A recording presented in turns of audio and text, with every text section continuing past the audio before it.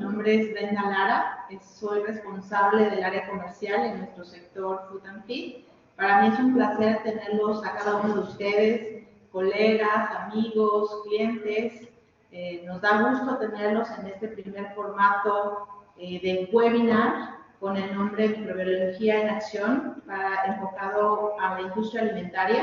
Es el primer año de este 2023, pero no será el único, así que seguiremos invitándolos a nuestros futuros webinars. Quédense atentos a nuestras señales y bueno, muchas gracias a todos por conectarse, por estar aquí.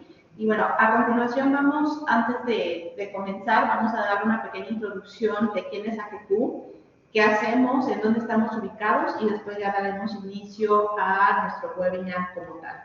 Les presento a mi compañera Claudia García, ella también forma parte del equipo de Food and Feed aquí en AGQ y bueno, dará una pequeña introducción de quién es AGQ. Ok, buenos días.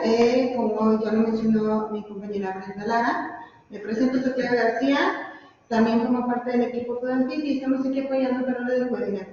Simplemente vamos a hacer un breve recuento de quiénes y dónde estamos posicionados actualmente.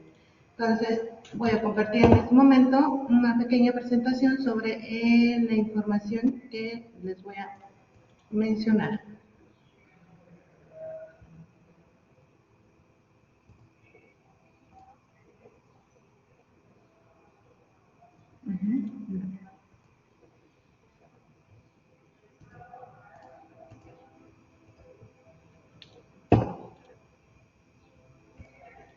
Perfecto, creo que ya por ahí se alcanza a ver la pantalla. Pues más que nada. Sí, se ve. Perfecto, muchas gracias. Pues bueno, más que nada, ¿quiénes somos? Somos AGQ. ¿Quién es AGQ? Esa no es. Perdón, un momento, por favor. Sí, pues bueno, brevemente, AGQ. ¿Quiénes somos? Pues somos más que ser un laboratorio, somos un centro tecnológico y con ayuda de especificaciones que combinan las experiencias analíticas, el conocimiento tecnológico, pues vamos de la mano para ayudar a obviamente, la finalidad de esto es poder dar soluciones a nuestros clientes en las diferentes áreas o sectores que son los que estamos orientados, no solamente en agronomía alimentaria, sino también en medio ambiente, microbiología, minería y demás áreas con las que contamos. Pues quienes somos nosotros, somos un laboratorio que se fundó en 1993 en Sevilla, principalmente el fuerte en ese entonces era agronomía. Ya posteriormente, con el fin de poder expandir nuestro conocimiento y obviamente nuestros servicios, pues vamos migrando a las diferentes partes del mundo hasta llegar en el año de 2011, ¿sí? Con una pequeña, ahora sí que oficina, donde se recolectaban las muestras y se distribuían a los Estados Unidos para poder realizar los análisis correspondientes. Una vez realizado esto, pues vamos creciendo, ¿sí? En el año 2014 ya nosotros tenemos los primeros equipos de cromatografía, ya en las primeras ubicaciones en la Avenida Patria. En el 2015 ya contamos con las acreditaciones de IA, 2016 acreditación EMA, 2018 comenzamos con los reconocimientos. Pues bueno, en el 2021, viendo el auge y viendo el crecimiento de, obviamente, toda el área de negocio, pues se decide adquirir Laboratorios Laika, que es de medio ambiente. Ya forma parte de nosotros en nuestras nuevas instalaciones, que estamos ubicados en la Avenida del Carmen 230, ¿sí? En Tlaquepaque, Jalisco. Esta solamente es una mancha de la República Mexicana donde nosotros estamos situados. ¿Sí?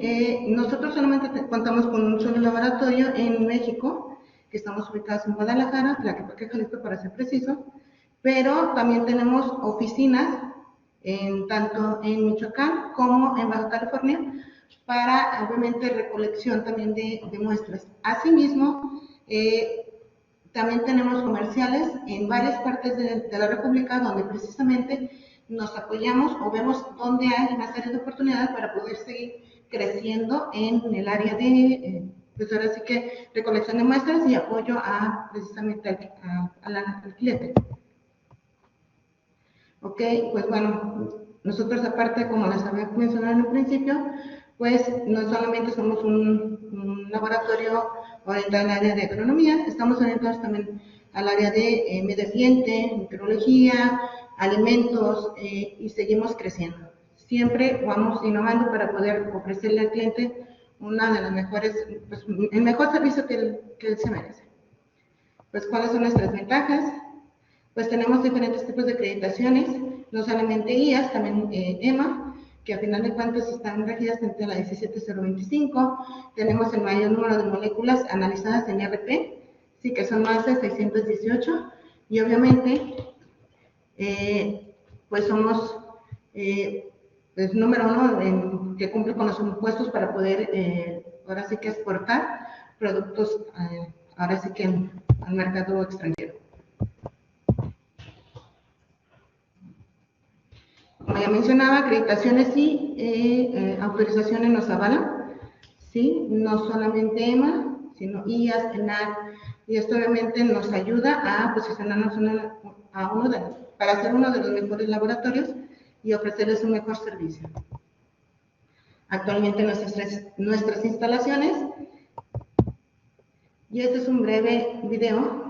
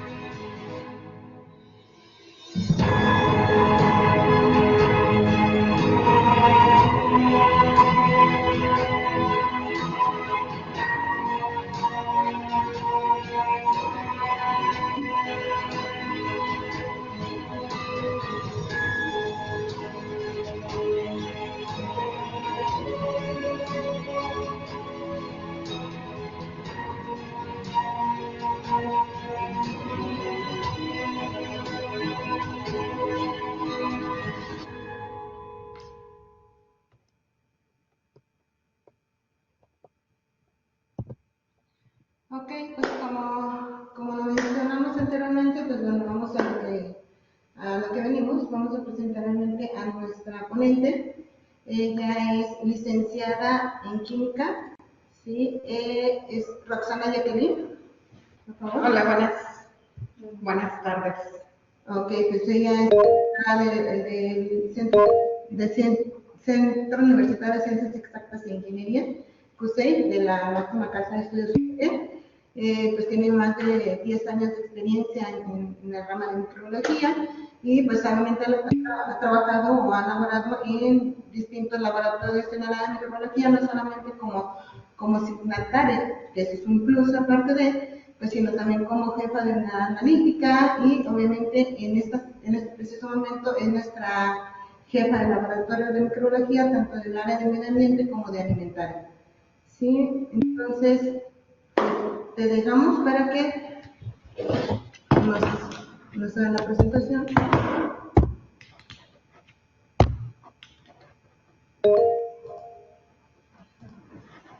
Mientras que hacemos la conexión, nos gustaría dar unas pequeñas recomendaciones. Vamos a presentar ya o vamos a comenzar ya con el webinar.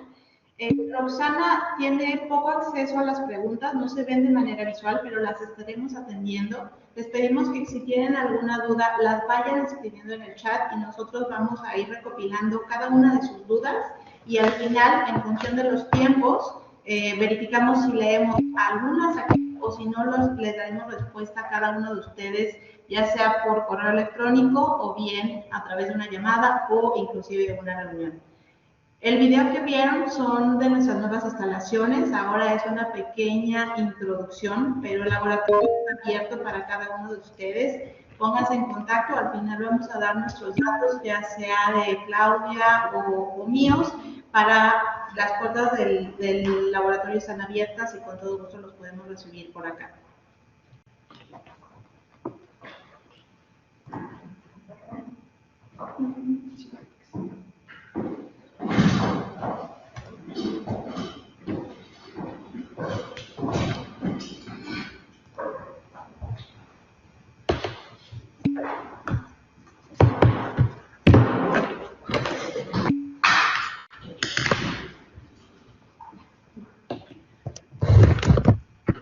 Hola, buenos días.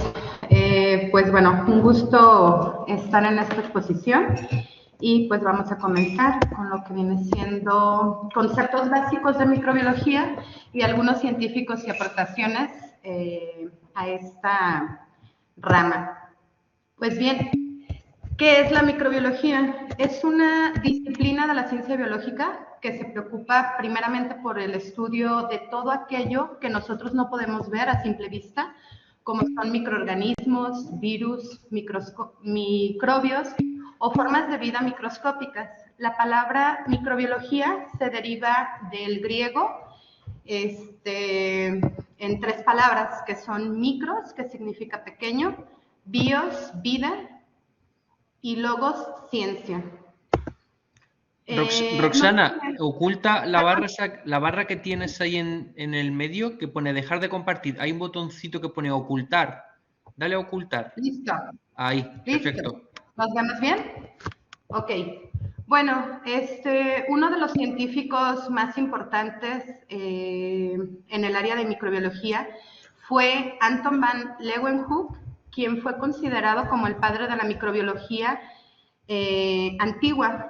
En 1674, él comenzó bueno, más bien fue el precursor de la bacteriología, nombrado sin duda como el hombre que vio lo invisible. Una de las maravillas de este científico, que es lo que lo hace ser un poco más importante, es que curiosamente no estudió química.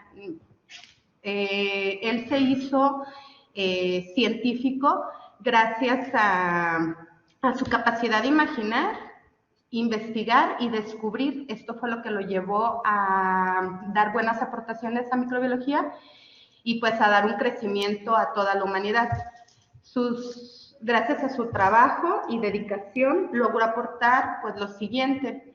En la imagen que vemos a un lado, fueron los primeros microscopios que él empezó a diseñar, los cuales fueron hechos con un lente. Al principio fue con una lupa, y utilizaba como soporte estos alambriques que eran utilizados por los comerciantes textiles, que los utilizaban para enrollar sus telas, y poco a poco fue implementando ciertas formas como el tallado de lentes para poder ver los microorganismos a diferentes aumentos. Otra cosa que hizo Anton fue capaz de observar células vivas en movimiento. Él en sus dibujos rotuló varios animáculos, los cuales ahora son llamados protos o bacterias. Observó algunas levaduras, inclusive era tanta su imaginación que colocó en el microscopio o en la parte del lente un pedazo de pan y observó lo que viene siendo las levaduras. Inclusive se dice que logró observar los espermatozoides en movimiento gracias a su gran curiosidad. Se enfrentó a la teoría de la generación espontánea, demostrando que los gorgojos, pulgas y mejillones se desarrollaban a partir de huevos diminutos. Él se enfrentó, pues, en cierta parte a muchas dificultades por el hecho de no haber estudiado en sí lo que es la química o microbiología, pero gracias a esta curiosidad, pues lo logró. También otra cosa de las más importantes que hizo él fue que todos sus experimentos los plasmó en un o sea, formaba microscopios y empezó a hacer como una galería, como una exposición de todo lo que estaba observando, porque para él decía que su trabajo pues era satisfacer una ansia del aprendizaje de la humanidad, no solamente quedarse con esa sabiduría. Más tarde, años más tarde, se consideraron otros dos científicos como los padres de la microbiología moderna. En este caso fue Robert Hooke y Louis Pasteur. Robert Hooke, entre sus aportaciones, logró observar que en las láminas de los árboles había una serie de cavidades de pequeño tamaño, en forma de un poliedro, similar a lo que viene siendo un panel de abejas, a lo que llamó célula. Años más tarde, pues ya se consideró la célula como parte de una aportación de Robert Hooke. También consiguió aislar el microscopio causante de la tuberculosis. Otro de los científicos que lograron grandes aportaciones fue Louis Pasteur, quien investigó los procesos de fermentación del vino y la cerveza. Aplicó sus conclusiones al estudio de la causa y el desarrollo de las enfermedades y realizó bastantes aportaciones en el campo de la investigación de las vacunas.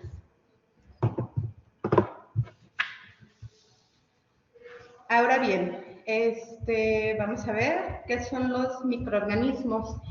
Los microorganismos son formas de vida de tamaño muy pequeño que solo pueden ser observados a través del microscopio.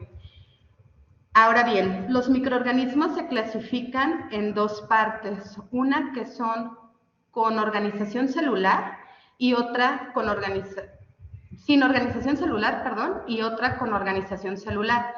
En el punto de los sin organización celular encontramos los virus.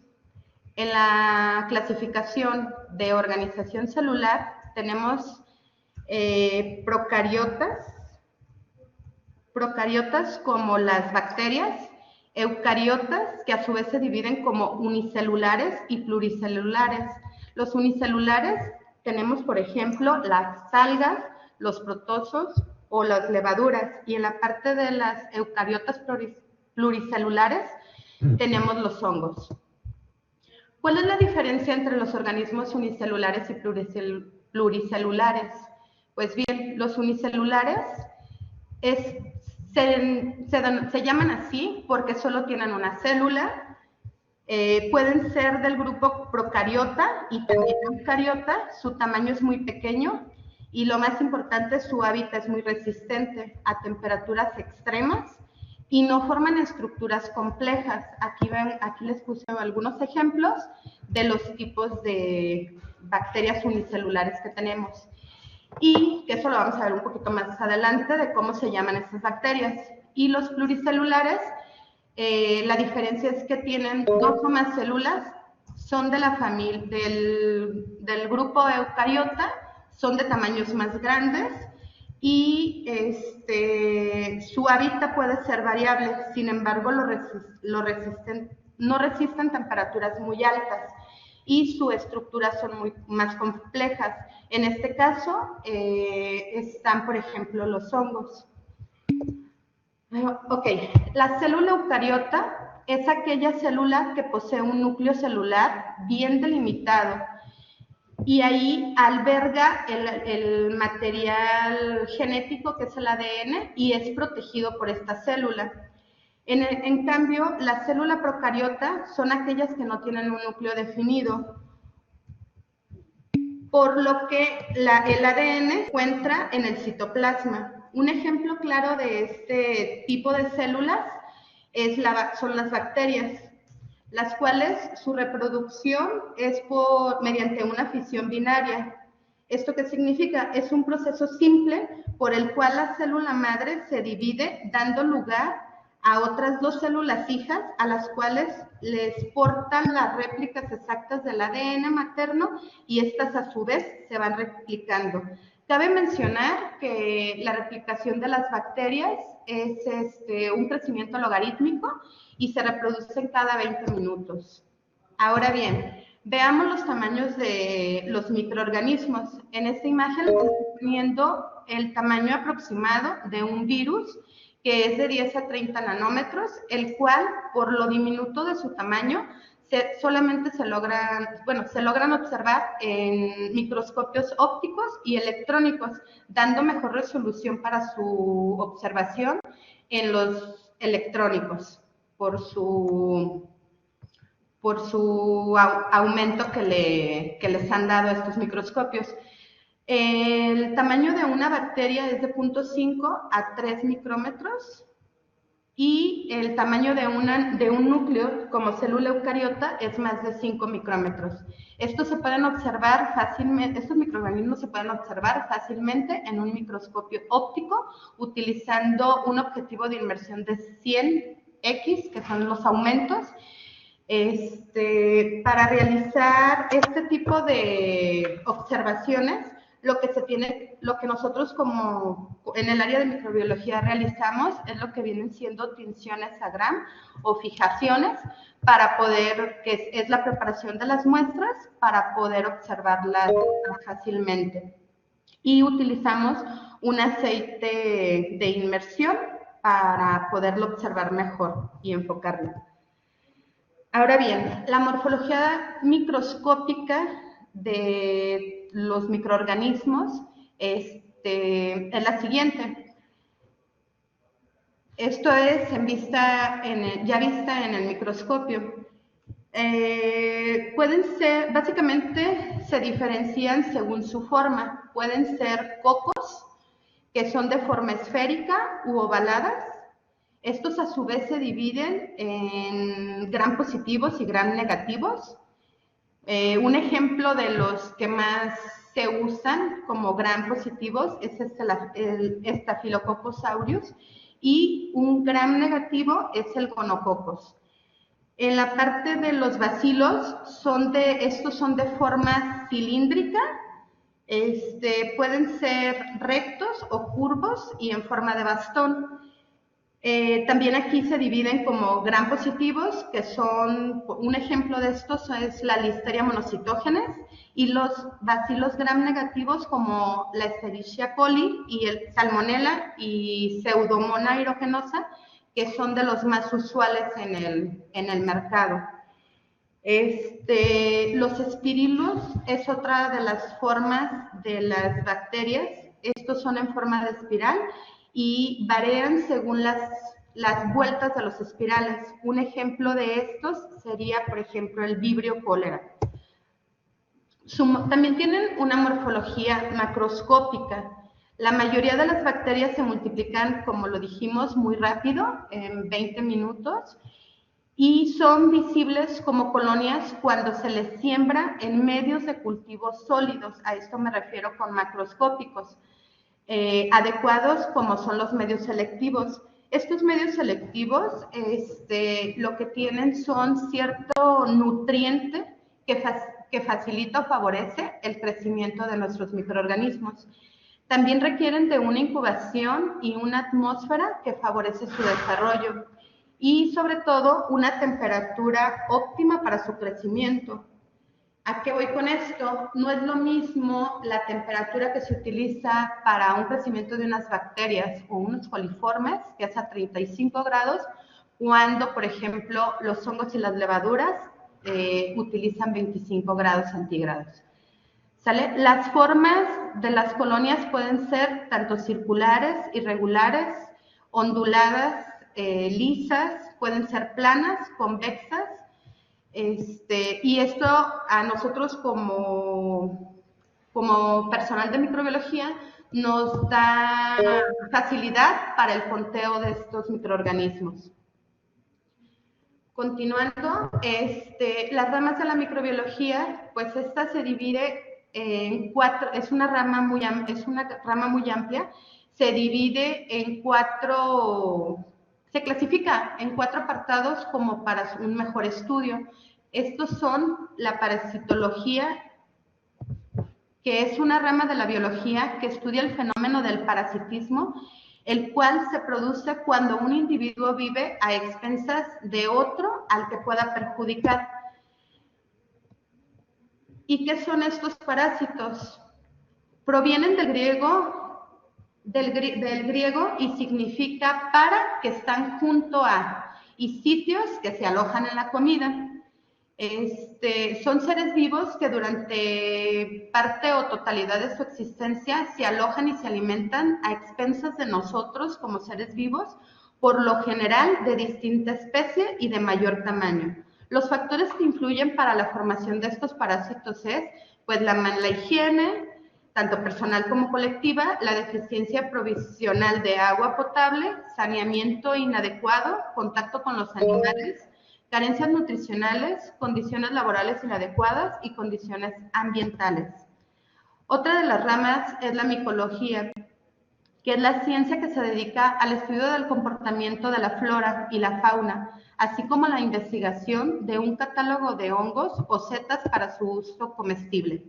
Entre los hongos más comunes tenemos Aspergillus, la fiebre del valle, infecciones por cándida, infecciones por neumocistitis, mohos y el pie de atleta, siendo los más comunes en el ser humano, por ejemplo, el pie de atleta y la fiebre del valle. En el caso de panes, por ejemplo, los mohos, y el Aspergillus es una de las cepas que utilizamos como control en el área de microbiología. Los hongos son, como lo mencionamos anteriormente, son seres con una célula y son eucariotas que se reproducen por esporas y pueden ser unicelulares o pluricelulares. Bacteriología. Esta rama estudia la morfología, la identificación, clasificación y caracterización de las bacterias, así como las enfermedades que éstas pueden provocar al ser humano.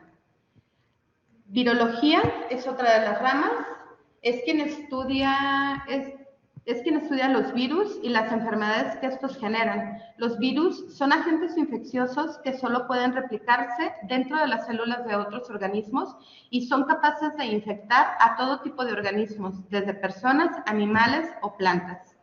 Algunos de los virus más comunes tenemos el VHI, el virus de la ébola, herpes genital, gripe, sarampión, varicela, herpes y pues actualmente el coronavirus.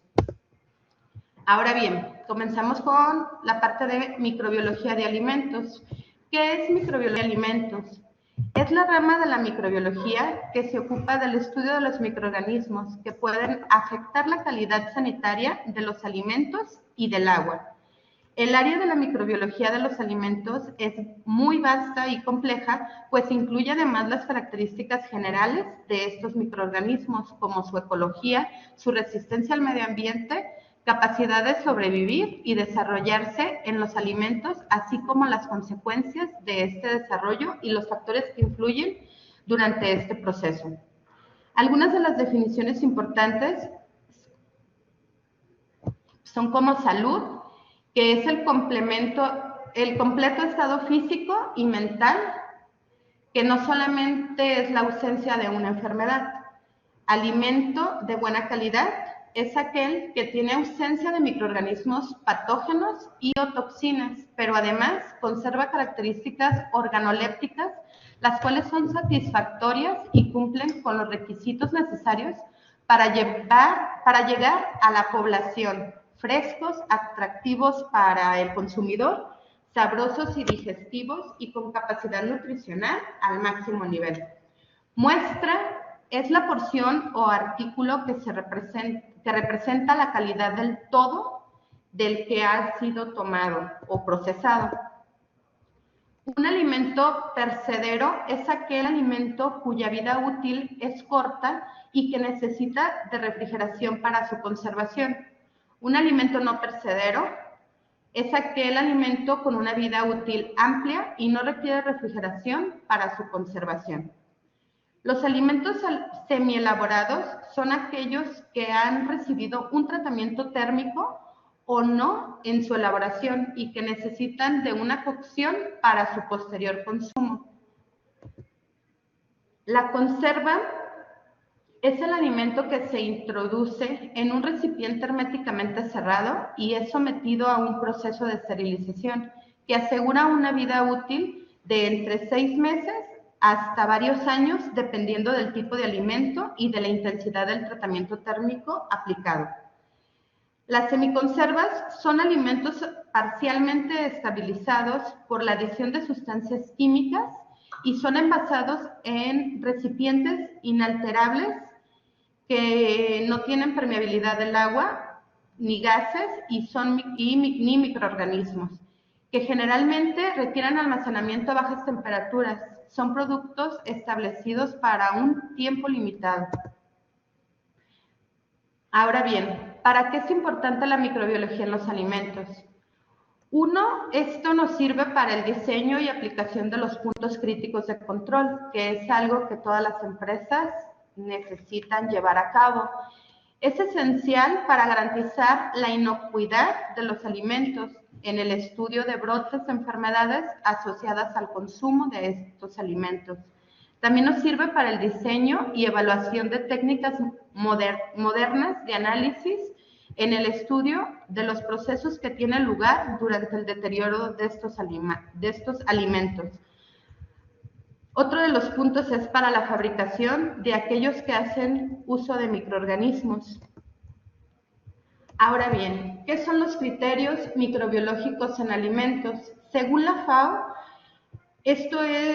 la FAO pues, es la agencia de las Naciones Unidas responsable de los temas de alimentación y agricultura.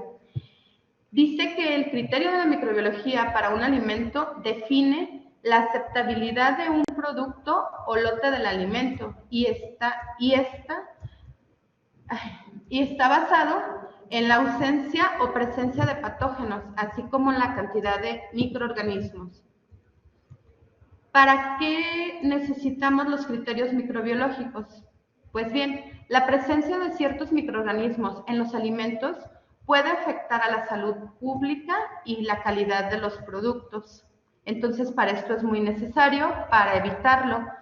Por ese motivo, es importante la toma y análisis de muestras de alimentos para constatar la presencia o ausencia de ciertos microorganismos, siendo así una parte habitual de la mayoría de sistemas de seguridad y calidad alimentaria.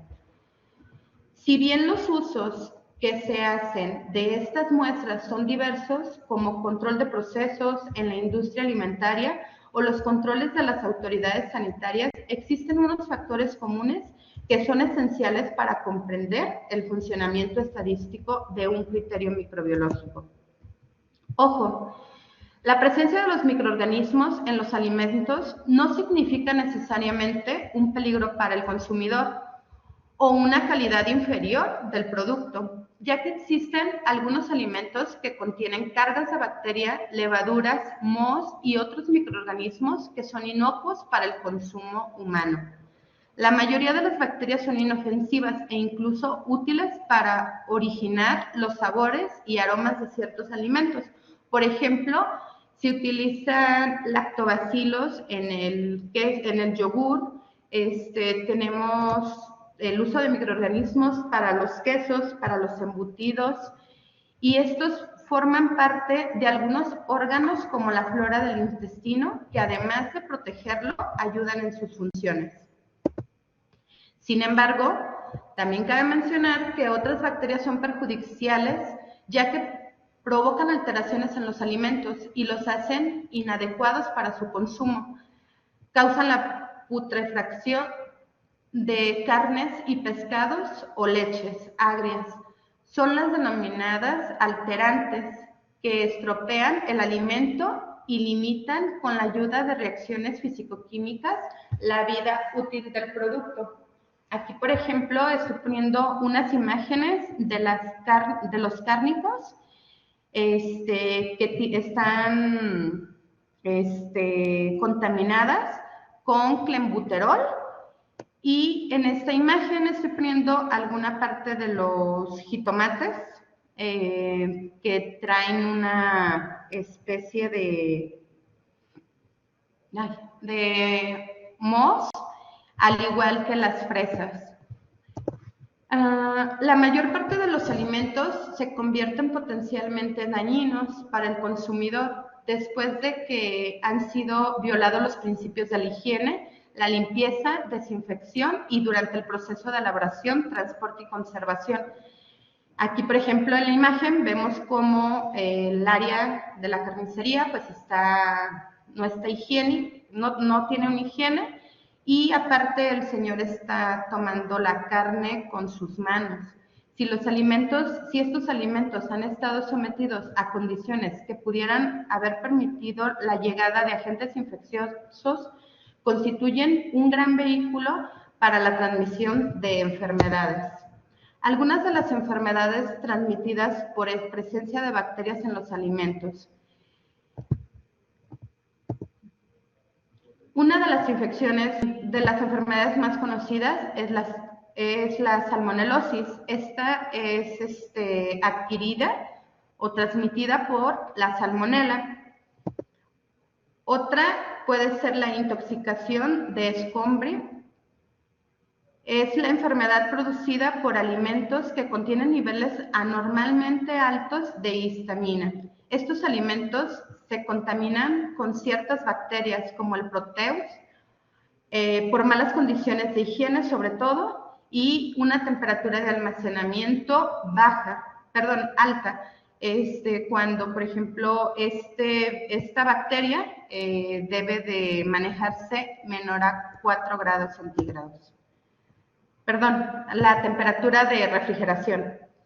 Por lo tanto, podemos concluir que una deficiente calidad sanitaria de los alimentos se traduce en daños de variada naturaleza para las poblaciones implicadas, lo que genera, aparte de enfermedad, pues gastos de atención médica, menoscabo de la calidad de la vida, pérdida económica por deterioro de alimentos y hasta causar la muerte. Los 5 pasos claves para la inocuidad de los alimentos, según la Organización Mundial de la Salud, pues son mantener los alimentos en refrigeración, y si los vamos a procesar, pues que estén bien cocidos.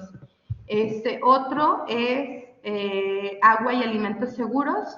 Aquí es usar pues buena calidad de agua para el lavado y mantenimiento de los productos. Otro, mantener siempre la limpieza adecuada, tanto de la persona que está teniendo contacto con los alimentos o las muestras y con el producto en sí. Y sobre todo, otro paso que nos marca es la separación de los alimentos crudos o cocidos, porque si nosotros revolvemos esta parte, corremos el riesgo de una contaminación. Y pues sobre todo cocinar los alimentos completamente. ¿A qué se debe que se reproducen las bacterias? Pues existen varios factores. En esta parte, uno de los factores más importantes es el pH, la cantidad de agua que contienen, la temperatura a la que se conservan, el tiempo durante el cual están expuestos a dichas condiciones. Las bacterias, como lo mencionamos anteriormente, se reproducen exponencialmente y se reproducen cada 20 minutos.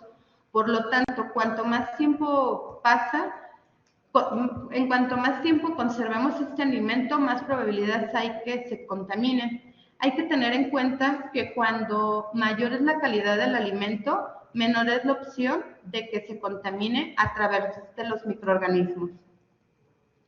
Las bacterias se reproducen en un alimento que se encuentra entre 5 a 60 grados centígrados. Por lo tanto, es muy importante mantenerlos a temperaturas más bajas. Voy a tomar un poquito de agua.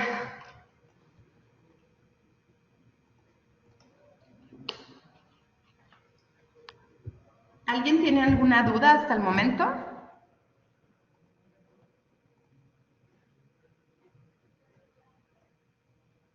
Bueno, ahora veremos lo que vienen siendo los indicadores patógenos de la calidad de los alimentos. ¿Cuáles son los análisis microbiológicos que se realizan a los alimentos y al agua? Pues bien, se pueden realizar infinidad de análisis microbiológicos, los cuales están basados de acuerdo a ciertas normativas que aplican a cada alimento.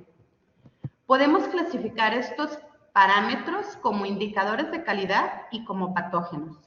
Los indicadores son aquellos que su presencia indica que ha habido contacto con superficies tanto inertes como vivas, potencialmente contaminantes. Los patógenos son aquellas bacterias que causan enfermedades y son las que merecen la mayor parte de atención en las medidas de control de calidad de los alimentos. También encontrar estos organismos es muy desalentador para las empresas porque con ellos podrían venir huevecillos de parásitos o virus.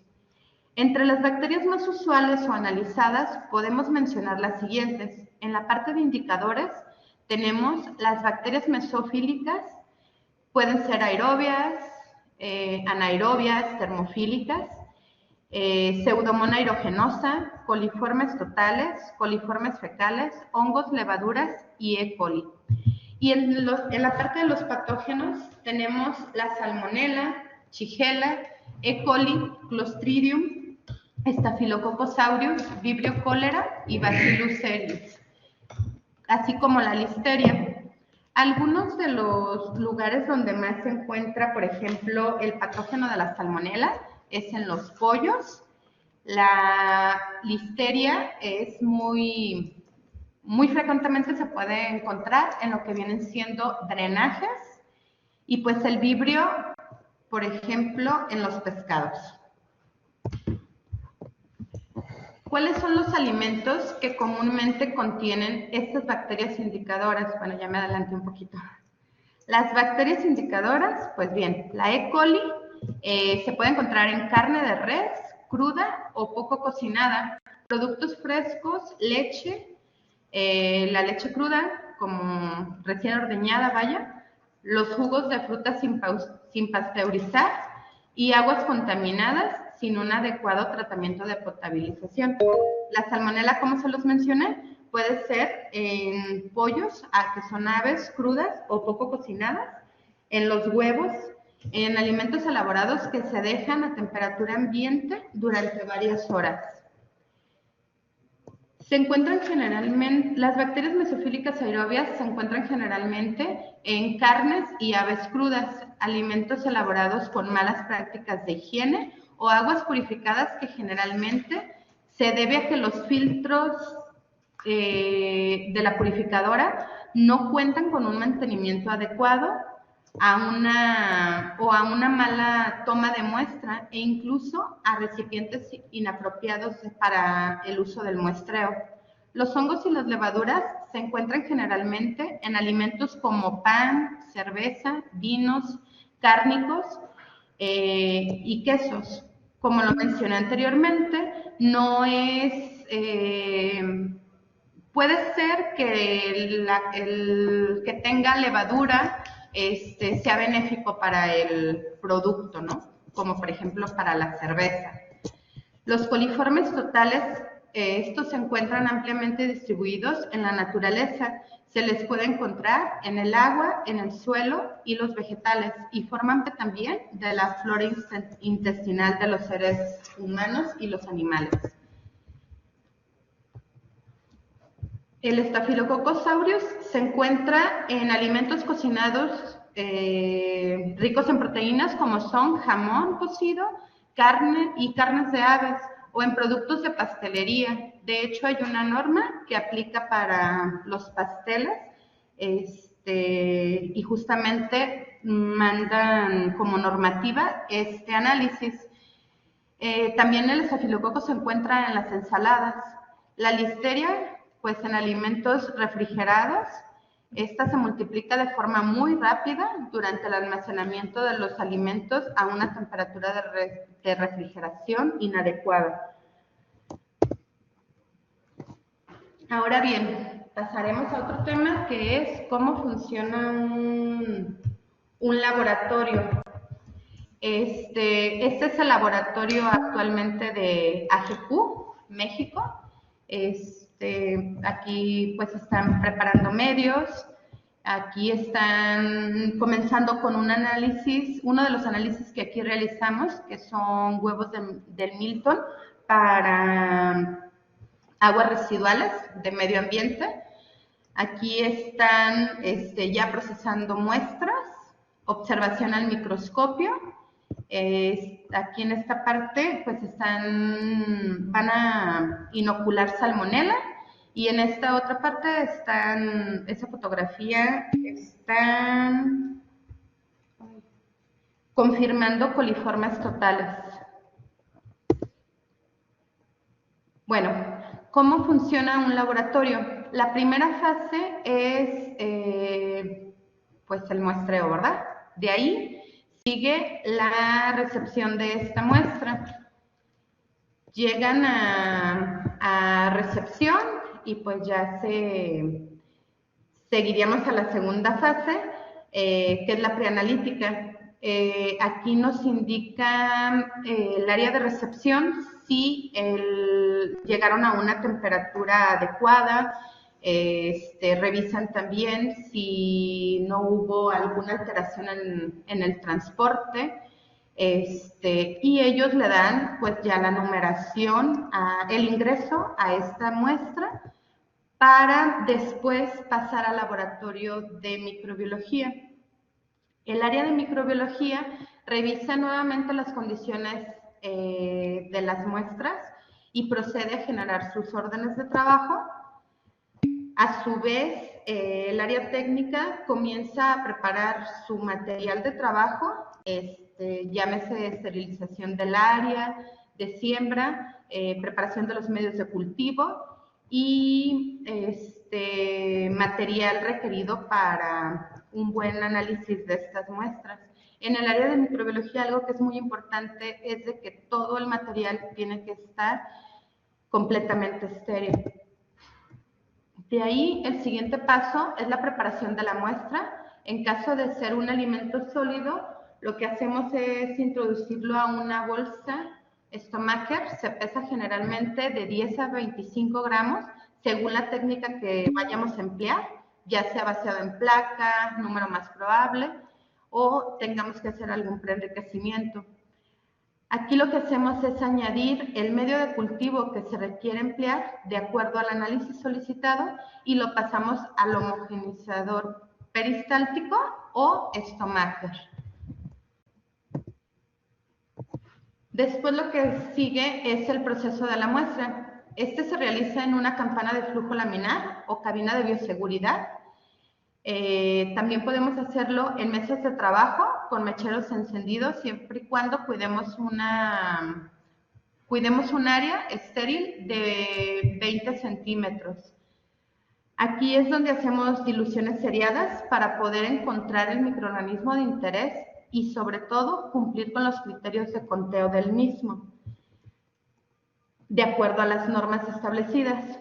También sembramos en los medios de cultivo. Una vez que hemos sembrado las muestras en los medios, se pasan a la estufa o incubadora, en donde incubamos el tiempo requerido y a la temperatura necesaria de acuerdo a la técnica. Aquí les puse una imagen más o menos de los procesos que hacemos en el área. Aquí están preparando justamente la muestra. Aquí están también tomando muestra, aquí ya están inoculando y en esta parte están haciendo unas resiembras. pesado de la muestra, incubación de la muestra, tanto en incubadoras como en termobaños. En la parte de microbiología siempre no podemos dar resultados inmediatos, o más bien en ciertas ocasiones, porque generalmente requerimos de una incubación para posteriormente dar algunos seguimientos. En el caso de que ya se dan los seguimientos, pues empieza con la lectura de placas, pasado el tiempo de la incubación que les hemos realizado. Y cuando hacemos estas lecturas, en algunas ocasiones es necesario realizar pruebas complementarias. A esto le llamamos pruebas bioquímicas para identificar con mayor precisión los microorganismos. En ocasiones no es suficiente solo ver las placas para identificar el microorganismo, por lo tanto se procede a la realización de una tinción de Gram para asegurar el crecimiento e incluso realizar observaciones al microscopio para no confundir el crecimiento del microorganismo con un alimento. Posteriormente sigue el reporte y la captura de los resultados, para a su vez pasar estos resultados a la supervisión y validación y firma por un jefe del área o signatario. Después entregamos los resultados electrónicamente. Cabe mencionar que los resultados analíticos estarán disponibles después de 24 horas o hasta una semana. Esto depende de la técnica que se va a utilizar. ¿Qué tipo de muestras podemos analizar? Pues ahora sí que podemos analizar todo tipo de muestras como agua residual, agua potable, agua purificada, medios ambientes con exposiciones durante 15 minutos, 1 minuto, o también existe el uso de un equipo para hacer este tipo de mediciones atmosféricas. Podemos analizar suelos, superficies vivas, superficies inertes, materias primas, carnes crudas o procesadas, frutos, vegetales, envases de plástico, bolsas o cualquier alimento procesado. Ahora bien, ¿por qué debemos mandar a analizar nuestras muestras? Uno de los motivos principales es para garantizar la calidad de nuestros alimentos y o agua que sirve para el consumo o lavado de estos. Otro de los motivos sería dar cumplimiento a las normas que nos regulan nuestros procesos o productos. Por ejemplo, el agua potable se analiza para coliformes totales, fecales o E. coli para dar cumplimiento específico a la NOM 127. En el caso del agua purificada, se puede analizar para coliformes totales o pseudomona, por ejemplo, aerogenoses para agua mineralizada, y esto sirve para dar cumplimiento a la NOM 201. O también se pueden analizar, no sé, para los panes o los cárnicos procesados utilizando la NOM 242 o la NOM 213, dependiendo del alimento que se requiera analizar.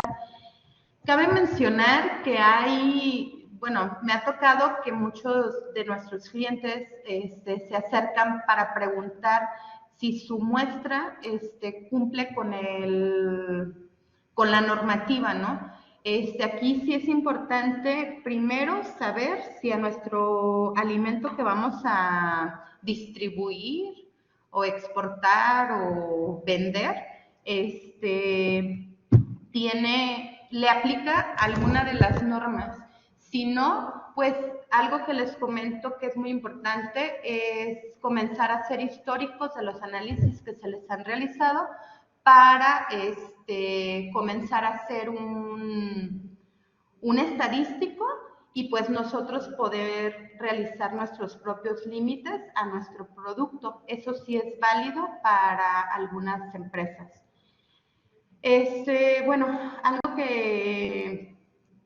Algo que generalmente para los agrícolas, para empresas agrícolas y empresas de producción de alimentos les marcan mucho el analizar lo que viene siendo el agua que utilizan para el lavado o procesamiento de los alimentos.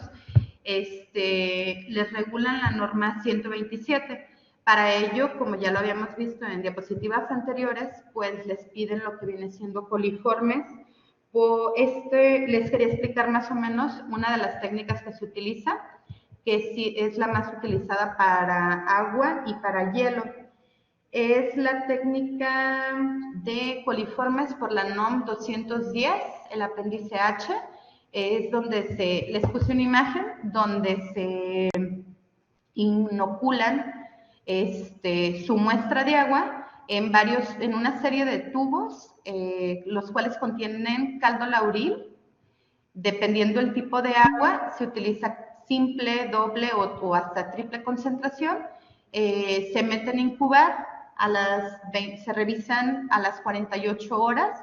Si las muestras se ven con efervescencia, pasan a lo que viene siendo caldo C o verde brillante, dependiendo lo que se requiere, el microorganismo que se requiera analizar. Vuelven a entrar en incubación durante 24 o 48 horas para posteriormente dar lectura a estos tubos. El decir que un tubo es positivo es cuando se ve, como en esta parte, en esta foto, como con burbujas, le llamamos efervescencia o turbidez, y estos serían tubos negativos, para que más o menos se den una idea. Posteriormente, me han preguntado mucho en qué me baso para dar un reporte al cliente. Entonces, lo que les contesto es, usamos la norma 210 o la norma que utilizamos en ese momento, la 042 para agua residual, nos plasma unas tablas estadísticas en las cuales nos basamos para ver la cantidad de tubos positivos, que es la presencia de turbidez y efervescencia, y esta tabla nos dice cuánto es lo que tenemos que reportar. No sé si han visto, por ejemplo, en el agua, para los que han mandado a analizar agua purificada o agua potable, y ven un resultado menor a 1,1, número más probable por 100 mililitros, o no detectable, eso significa que ninguno de sus tubos tuvo crecimiento. En cambio, vemos 5 de los tubos positivos, se les reporta mayor a 8,0. Aquí es muy importante también para ustedes como clientes que sepan que otra de las preguntas que me han hecho es, oye, ¿puede haber E. coli pero no haber coliformes totales? Esto es imposible, para que lo vayan considerando al momento de que vean la interpretación de sus informes. Igual, cualquier duda que tengan, pues acercarse al laboratorio que les esté analizando esto. Otro de los procesos es la determinación de salmonela. Aquí pues son varios pasos, de repente por eso tardamos mucho en entregar este tipo de análisis, porque son varios seguimientos. Uno es el pesado de la muestra, se hace un preenriquecimiento, se meten a incubar las muestras a cierta temperatura durante 24 horas. Posteriormente salen las muestras de incubación, se pasan a unos medios de cultivo para dar más nutrientes para el crecimiento de estos microorganismos, y posteriormente se vuelven a incubar para pasar a medios selectivos, los cuales nos dan ya las colonias características, por ejemplo, de una salmonela. Si hay crecimiento en estas placas que les estoy mencionando, que son medios selectivos, se procede a realizar lo que vienen siendo purificaciones de la cepa, y de ahí a las pruebas bioquímicas. Todo este proceso lleva un tiempo de incubación específico y a cierta temperatura. Es por lo que de repente tardan un poco más los resultados. Aquí les puse algunos de los ejemplos de crecimientos de microorganismos. En esta parte estamos viendo crecimiento de levaduras, de coliformes totales, algunos hongos. Esta placa trae hongos y trae levaduras. Los hongos se ven como esporas y las levaduras se ven como cremositas. En esta placa, por ejemplo, hay diferentes tipos de levaduras. En esta otra placa les estoy mostrando lo que vienen siendo bacterias y estos son los crecimientos característicos de una salmonela.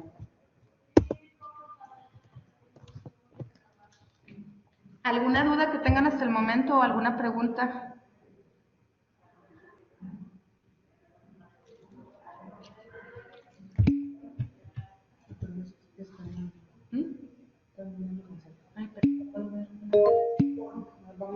Ok. Bueno, continúo. Para todo esto que les platiqué, algo muy importante, pues son las buenas prácticas de un muestreo.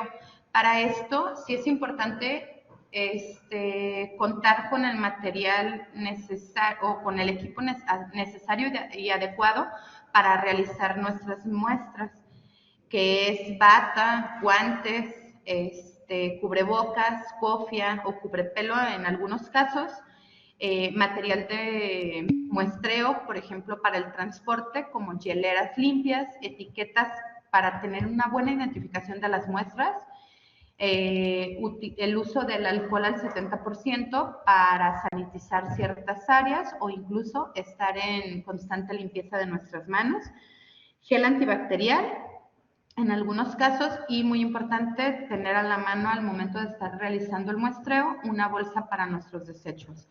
Algo muy importante y una recomendación muy grande es no utilizar anillos durante el muestreo o relojes, porque estos pueden tener alguna suciedad que nos puede aportar alguna contaminación a nuestra muestra sin que ésta esté en realidad contaminada.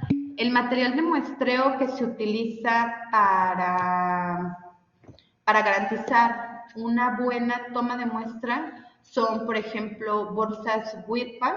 Estas, dependiendo el tipo de muestra que vayamos a utilizar, es sí o no utilizan unas pastillas de tiosulfato, por ejemplo. ¿Para qué es la pastilla de tiosulfato? Esta es una inhibidora del cloro, es para lo que se usa.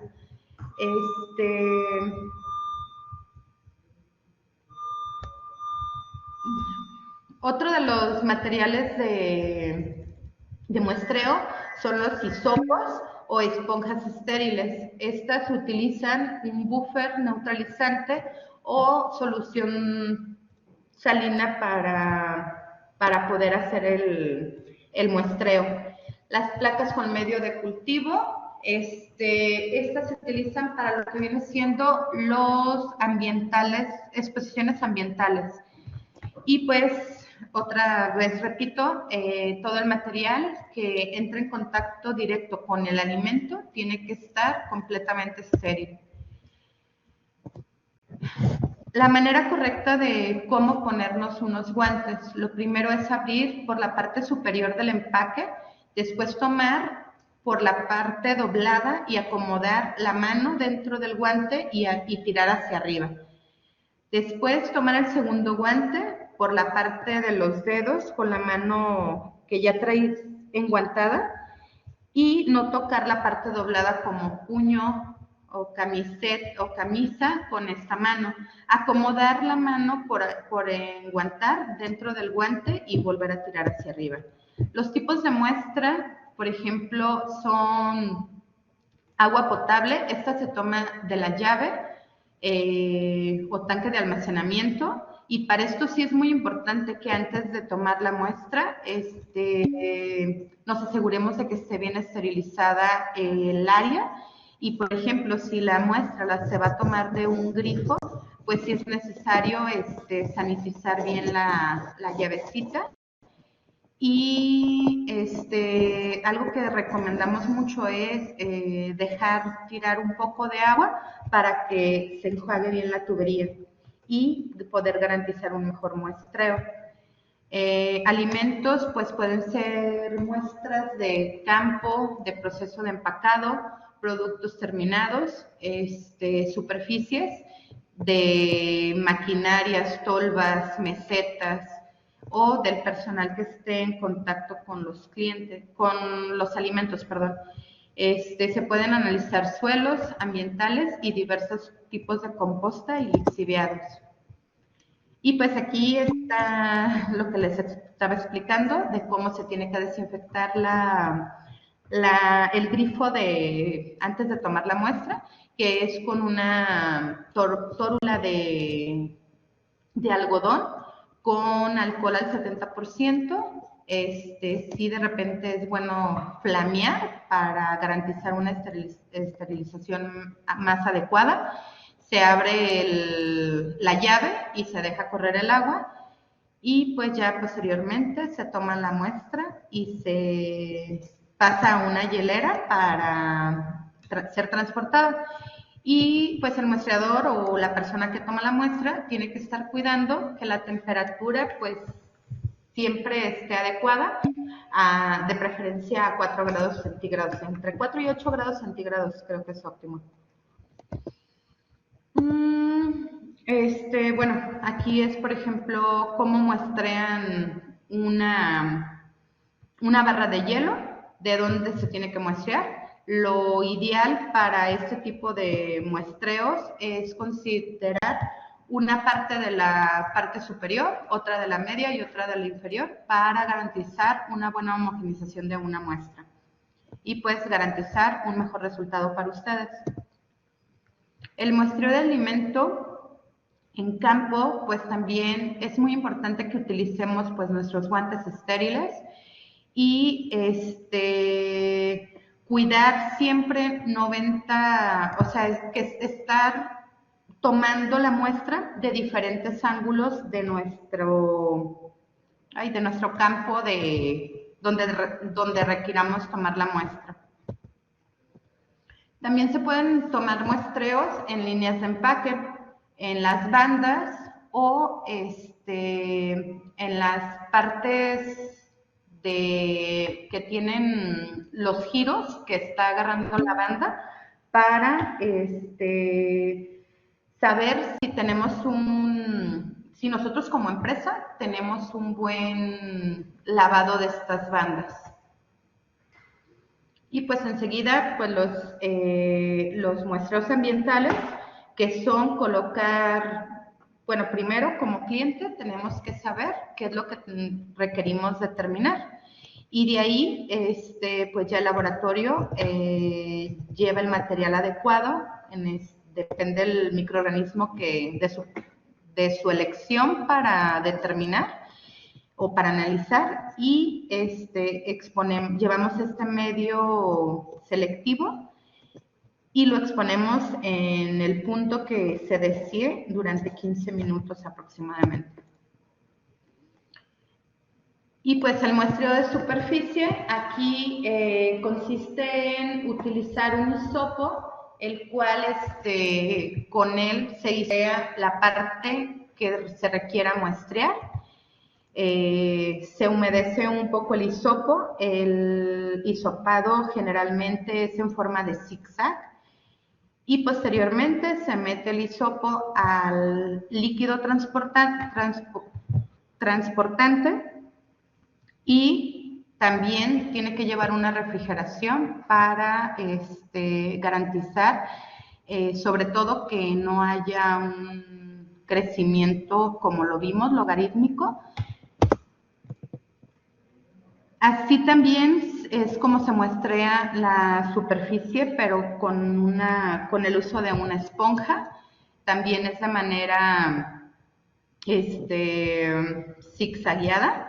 Y la parte del uso de las esponjas, estas se utilizan para muestrear superficies más amplias, como trailers cámaras de trailers y esas cosas. Algo que es muy importante es, o más bien de los puntos críticos, es para ¿cómo se llama? Ay, ya me estaba haciendo.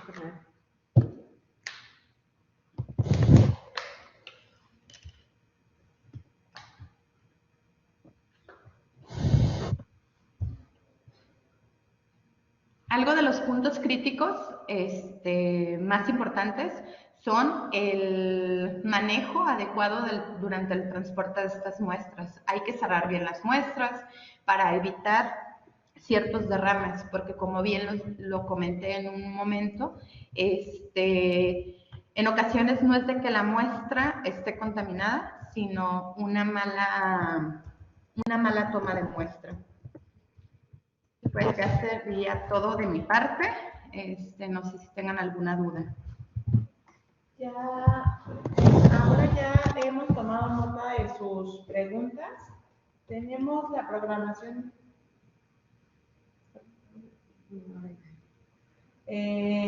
Hasta la 1 tenemos programado, entonces vamos a empezar con la lectura. Si quieren también ir colocando sus preguntas, con todo gusto. Vamos a empezar de la primera y continuamos hacia abajo.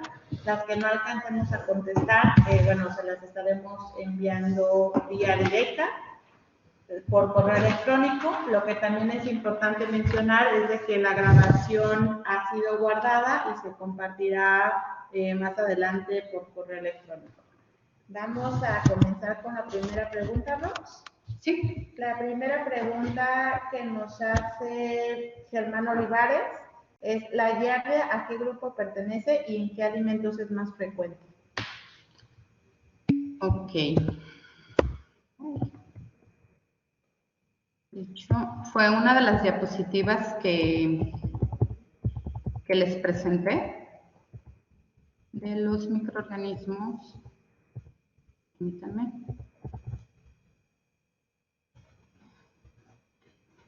¿Tienes otra? Sí. Ok, ¿alguno, Germán? Germán. ¿Esta, la giardia o Yersinia?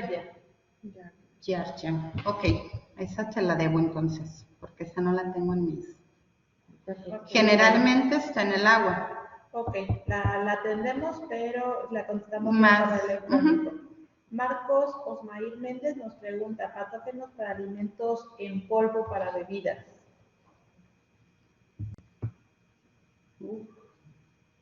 Necesitaría revisar la norma y sí te paso qué tipo de patógeno podríamos analizar ahí. Isela, igual una referencia de análisis microbiológicos para DATI. ¿Para DATI? ¿Referencia analítica a qué se refiere? ¿Como normativa? Como normativa también podríamos revisar por qué, porque no a todos los productos, como les mencioné en un principio, les aplica en sí una norma específica, pero igual y también la revisamos para ver si encontramos algo. En el mismo caso, María del Carmen nos pregunta: análisis para ajo con cáscara y sin cáscara. Ahí tendríamos igual de la misma manera. Sí, que revisar. Lilian nos pregunta: tenemos una parte interesante en el tipo de empresa en la que estoy. Son los termoresistentes, tanto bacterias, se conoce como TAP, y esporas termoresistentes de hongos. ¿Cuentan con ese tipo de análisis? Actualmente, lo podemos mandar a otra de nuestras sedes, porque actualmente no lo tenemos aquí.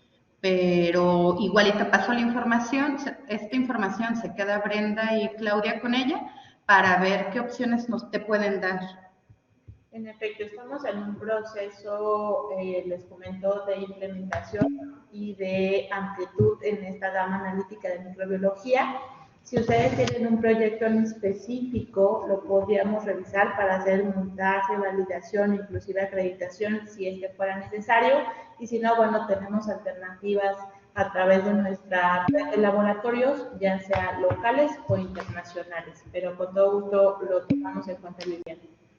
Jocelyn pregunta, ¿ya no se piden coliformes totales en el NOM 127?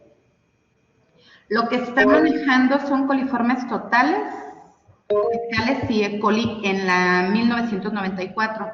Posteriormente ya se piden lo que viene siendo coliformes fecales y E. coli. O sea que sí quitaron la parte de coliformes totales. Gracias. Marcos Osmair nos pregunta si ocupamos placas PPF ¿Sí ocupamos?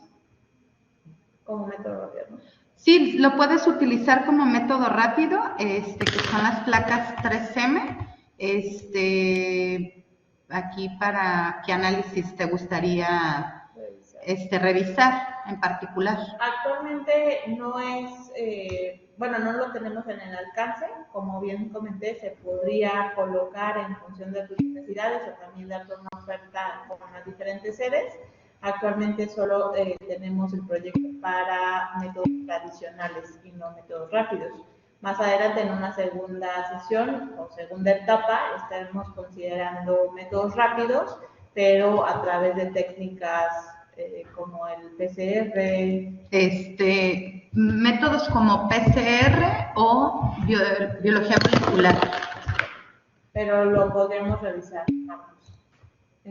Todos los análisis que realizan están certificados por o ante la EMA. No todos están certificados ante EMA, Ana. Justamente estamos en un proceso de ampliación para esto. Si tienes algo en específico, lo podríamos considerar. Y bueno, estamos abiertos a hacer una implementación, como comenté, acreditación, inclusive acreditación, en función de sus necesidades. Actualmente no todos están acreditados.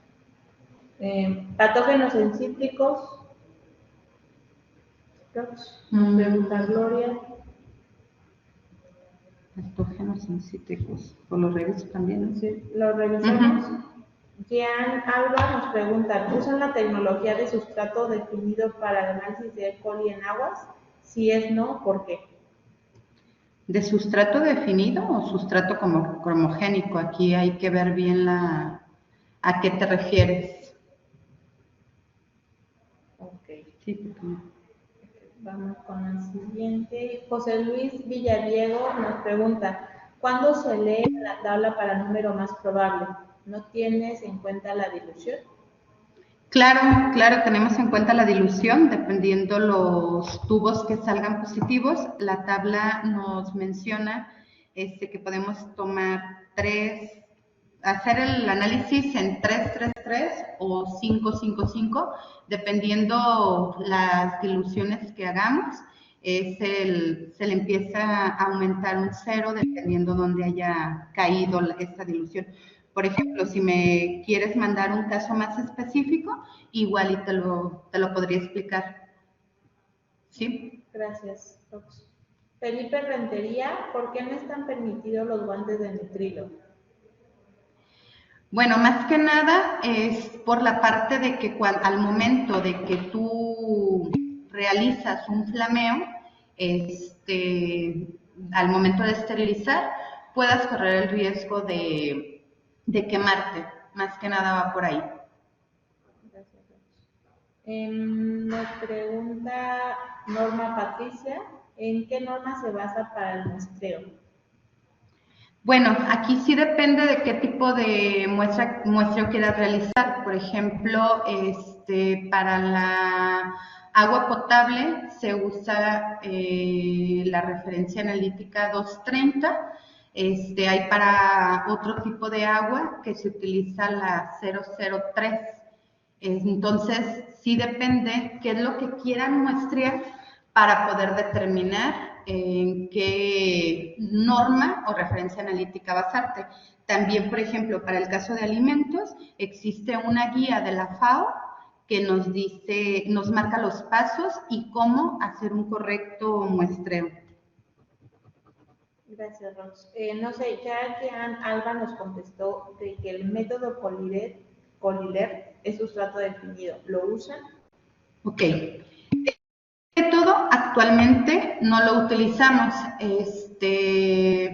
Sí, ya se habló hace unos 3, 4 meses para ver la forma de sí utilizarlo, pero como Brenda lo ha mencionado, pues sí requerimos como un cliente muy potencial para poder implementar este tipo de análisis, ya que son, como bien, métodos rápidos, pero los kits son muy costosos y aparte, si no tenemos gran cantidad de muestras por analizar, pues caducan rápidamente. Es por lo que no se han utilizado hasta el momento. Gracias. Nos pregunta Fernando sobre los patógenos en frutos frescos. ¿Cuál es el método para analizar patógenos E. coli, por ejemplo, en frutos frescos? El método es número más probable. ¿Cuáles son los patógenos ambientales y cuáles son los métodos que emplean para su detección? Pregunta Jen Alba.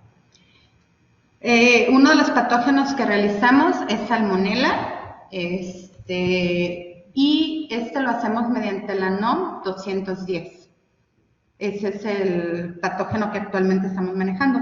Sin embargo, estamos por la implementación de lo que viene siendo Listeria monocitógenas e incluso Salmonella por biología molecular. ¿Todos los patógenos se pueden correr en medios ambientales? Sí. Gracias, Rox. Sí, bueno, vamos a compartir lo que es el video vía correo electrónico. ¿En qué metodología te basas para los análisis ambientales por exposición en placa? Bueno, ya por lo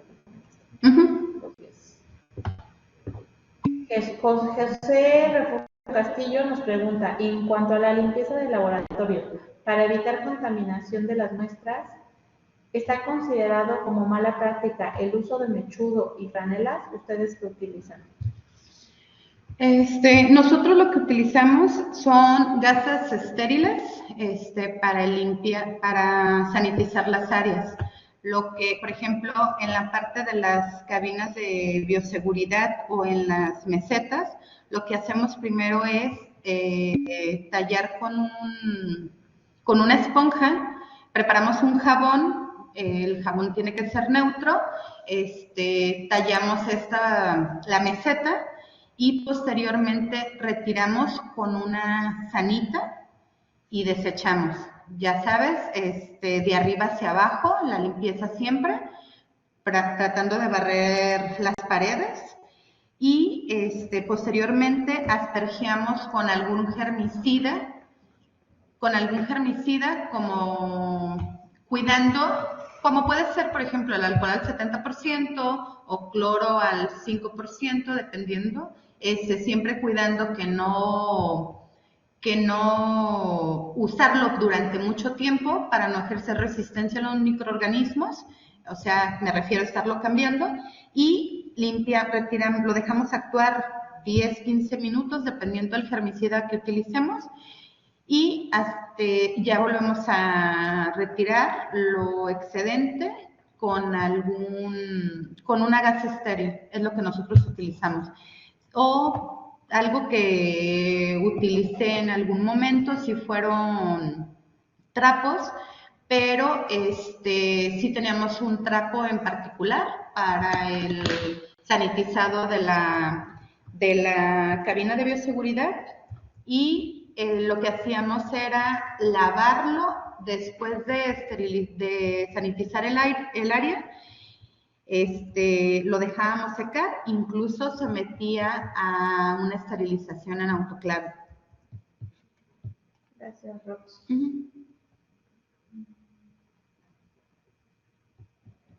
Nos preguntan, Rubicela Ruiz, ¿hay alguna prueba acreditada para la determinación de Ciclospora cayetanesis? ¿Hay alguna qué? Una prueba acreditada. Generalmente los laboratorios lo que manejan en esa prueba es métodos internos y los hacen por PCR. Gracias, Rox. De todas maneras, nosotros también, como lo hemos comentado, tenemos diferentes sedes a lo largo pues, de todo el grupo y podríamos verificar si hay alguna sede que cuente con la acreditación y con esta técnica. Actualmente nosotros aquí en México no. Ramón Alberto pregunta, ¿en la bolsa de muestreo con la pastilla de tiosulfato es crítico y motivo de rechazo si se pasa un poco del volumen de muestreo? No, no es crítico porque como lo mencioné de un principio, es solamente un inhibidor del cloro. Entonces no causa ningún problema.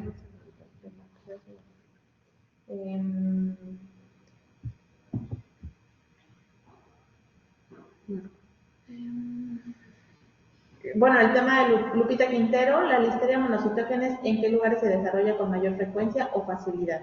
Generalmente en lo que viene siendo los drenajes. Es donde más se aloja y es muy difícil erradicarla de estas partes. Gracias, doctor. O perdón, también en ductos de los aires acondicionados. Ahí también se aloja muy fácilmente. En todas las muestras húmedas. Ajá. Felipe Rentería, para la toma de muestras se pueden utilizar guantes de nitrilo. Bueno, como lo mencioné en una pregunta anterior, es más que nada, de que se puede utilizar, pero es más que nada seguridad de nosotros mismos por el hecho de que al momento del sanitizado utilicen alguna flameación y puedan quemarse, corran el riesgo de quemarse. Gracias. Yo creo que con esta será la última pregunta. Todas las demás las atenderemos vía correo electrónico. Tenemos sus datos ya en su registro y la grabación también será enviada por este medio en unos días más, en cuanto, bueno, el equipo de IT no la comparta. Pero bueno, esta pregunta con la que nos despedimos es de Lupita Quintero y pregunta, ¿por qué la muestra se hace en zigzag y no circular, por ejemplo? Es para tomar toda el área muestreada. Es por lo que se hace así. Y para que lleves un buen punto en la parte de arriba, abajo y a los lados. Es por eso. Y la parte de circular, pues, yo no la recomiendo mucho. Incluso pueden revisar esa guía de la FAO y ahí mismo menciona ese tipo de muestreo. Sí es como más efectivo porque agarramos de toda parte de la meseta o área que quieras muestrear. Gracias, Rox. Bueno, pues yo creo que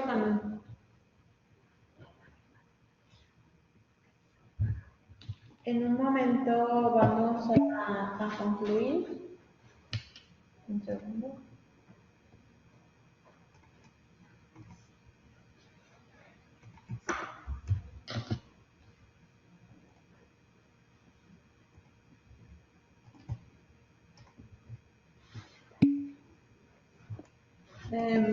Muchas gracias a todos por su participación.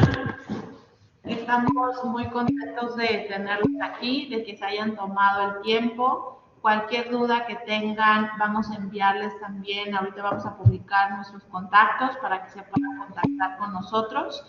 Como bien lo hemos comentado, estamos en un proceso de ampliación y bueno, estamos totalmente abiertos para recibir sus solicitudes en el caso, y sus requerimientos específicos, si lo requieren acreditado, si es control interno, y bueno, en conjunto con el equipo técnico y el equipo comercial daremos una propuesta que estoy segura que será buena para sus necesidades. Nos despedimos y bueno, cualquier cosa que necesites estamos a sus órdenes. Muchas gracias a todos. Muchas gracias.